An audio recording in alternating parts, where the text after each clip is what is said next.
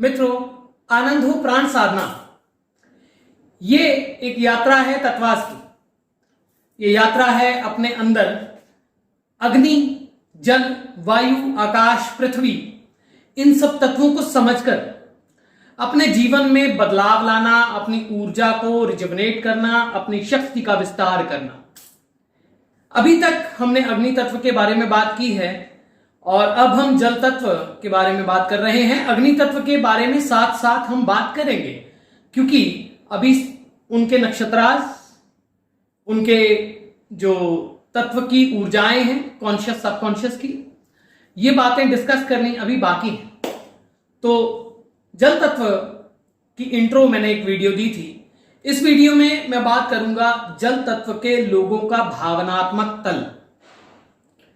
जल तत्व, जब भी हम किसी तत्व को समझने की कोशिश करते हैं तो जल जो है, या अग्नि है, या आकाश है, या वायु है, या पृथ्वी है, इन सब की अपनी एक क्वालिटीज हैं।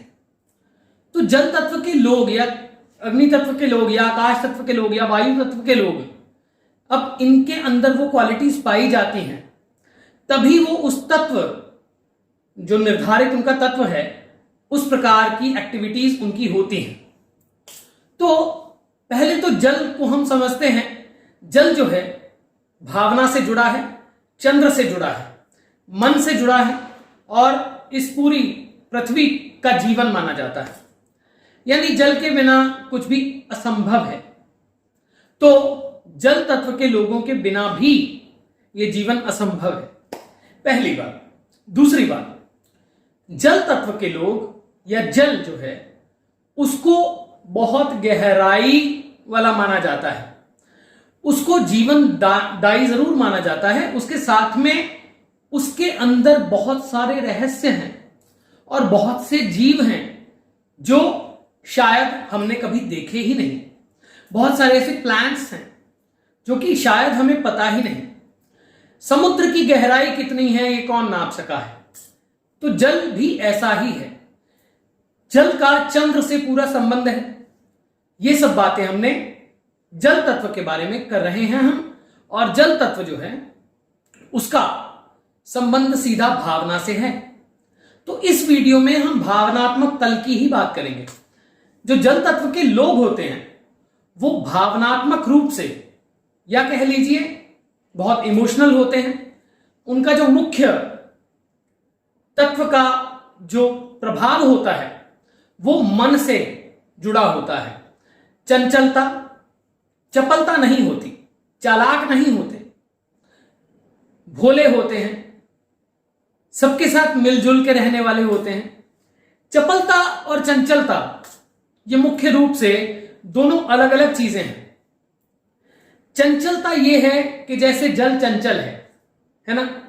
जल जो है वो चंचल है और जल सबको अपने आप में समेट लेने वाला है और जल ही जीवनदायी है। तो इसी प्रकार के ये लोग होते हैं। इनके अंदर ये क्वालिटी होती है कि ये किसी भी प्रकार की स्थितियों में, परिस्थितियों में अपने आप को ढाल सकते हैं। परंतु भावनात्मक तल, अब इस ढालने वाली बात तो अगली वीडियो में करेंगे, परंतु भावनात्मक तल जो है वो इनका क्या होता है। जैसे जल के अंदर की गहराई को कोई नाप नहीं सका, वैसे ही जल तत्व के लोगों की भावना को कोई भांप नहीं सका। कैसे? ये इंट्रोवर्ट होते हैं। ये अपनी बात को बहुत जल्दी एक्सप्लेन नहीं कर पाते, परंतु बहुत अच्छे मित्र होते हैं। भावनात्मक तल पर जो जल तत्व के लोग हैं, यदि इनको किसी से प्रेम हो जाए तो ये जल्दी से उसे छोड़ नहीं सकते, और यदि छोड़ भी दें तो फिर भी उनके जाने का दुख इनके जीवन में हमेशा बना रहता है। हमेशा वो कमी इनके जीवन में बनी रहती है। व्यर्थ के वाद विवाद में ये नहीं पड़ते। कल्पना, इमेजिनेशन, जो भावनात्मक तल है उसी के कारण ये इमेजिनेटिव होते हैं। इमेजिनेटिव होने के कारण जितने भी क्रिएटिव काम हैं उनमें जल तत्व के लोग जो हैं वो बहुत ज्यादा सक्सेसफुल होते हैं। अब जल तत्व के भावनात्मक तल की बात करें तो सबकॉन्शियस की ऊर्जा और अनकॉन्शियस की ऊर्जा बाय द डिफॉल्ट इनके अंदर होती है और बहुत सारे रहस्यों को जानने की शक्ति भी होती है और इच्छा भी होती है। किसी भी व्यक्ति के दुख को ये भांप जाते हैं और ये उसके दुख में दुखी हो जाते हैं, बहुत इमोशनल होते हैं। इनको प्रेम से आप कुछ भी करवा लें, ये आपका साथ देंगे और बहुत बार इनसे चीटिंग हो जाती है। इसी कारण जब ये चीटिंग हो जाती है तो ये दुख और डिप्रेशन के शिकार हो जाते हैं। जल तत्व का संबंध चंद्र से है। इनके अंदर चंद्र की आभा इनके चेहरे पर होती है, चमक, चंद्र की शीतलता लिए होते हैं। वैसे ही अपने स्वभाव में भी होते हैं। ममत्व यानी प्रेम इनका मूल तत्व है, इनका मूल जो है बेसिक क्वालिटी है। ये सबसे प्रेम करते हैं और ये हमेशा जीवन में जो है स्थायित्व चाहते हैं। ये चाहते हैं कि जीवन जो है वो जिसके साथ भी जुड़ा है वो व्यक्ति हमेशा इनके साथ जुड़ा रहे। ये जल्दी से किसी को छोड़ नहीं सकते और प्रेम तो अनंत प्रेम होता है इनके अंदर। उतनी ही प्रेम की भावना और उतनी ही यदि ये अगर किसी से मुख मोड़ ले किन्हीं कारणों से। अच्छा, एक और बात है, जब ये किसी से मुख मोड़ते हैं तो बोल के नहीं मोड़ते।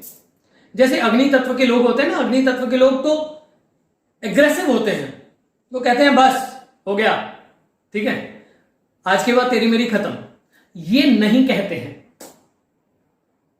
ये बस मुख मोड़ लेते हैं। तो इस तत्व के जो लोग हैं उनके अंदर मुख्य रूप से भावना यानी इमोशन ये मुख्य रूप से पाया जाता है। आगे भी हम जल तत्व के लोगों के बारे में बात करेंगे, आकाश तत्व के लोगों के बारे में बात करेंगे और उसके साथ में चंद्र का इनसे कितना संबंध है और इनका कौन सा चक्र जागृत होता है। इनका चक्र मुख्य रूप से अनाहत जागृत होता है, इसके बारे में डिटेल्स में बात करेंगे। उसके साथ में स्वादिष्ठान चक्र जो है ब्रह्मचर्य की ऊर्जा भी लिए होते हैं और एक्सेसिव रोमांटिक भी होते हैं। ये दोनों तरह के व्यक्ति जिसको जैसी शेप मिल जाए, अब ये अगली वीडियो में बात करेंगे।